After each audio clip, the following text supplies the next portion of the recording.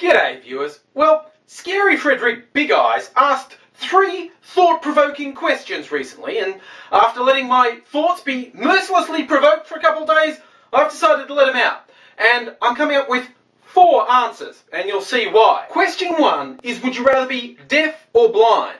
Well, the answer to this has changed over time.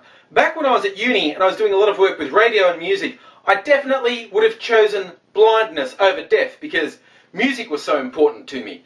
But now, priorities have changed, and you'll probably be able to guess why. I'd rather be deaf than blind, because I could still make videos if I was deaf, and it'd be really difficult to make them if I was blind.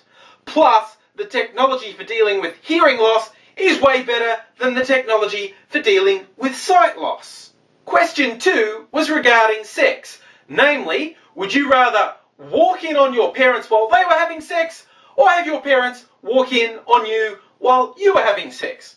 Well, considering my father's been dead for 20 years, both options are pretty disgusting. You insensitive bastard!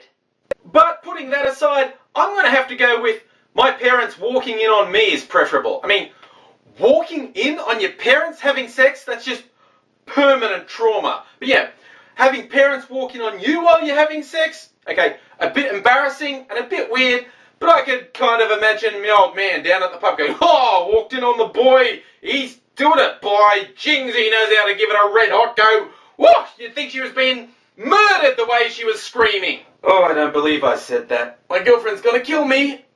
The third question is, if you were being held hostage, who would you rather have negotiating for your release? Ozzy Osbourne or Jessica Simpson? Now this is where the 4 answers come in, because it depends. It depends totally on who's got me held hostage. Now, if it's just your run-of-the-mill sort of hostage taker, I'd say Ozzy Osbourne, because he's so disjointed and out of it. He would confuse the hell out of the kidnappers, and they might just give me out to get him to shut up. On the other hand, if my kidnappers were young, sexually frustrated zealots who'd been convinced to do stupid, extreme things by some corrupt, evil religious leader who twisted their religion to tell them ridiculous shit like, if you die doing this crazy shit, you'll go to paradise and be rewarded with 22 virgins.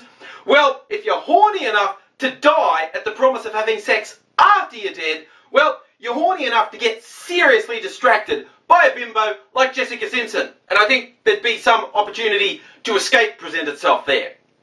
And if that isn't bad enough taste for you, I want to tell you a joke I heard a Muslim comedian tell. She's talking about a friend of hers who had declared she was determined to have sex soon, even though she wasn't married.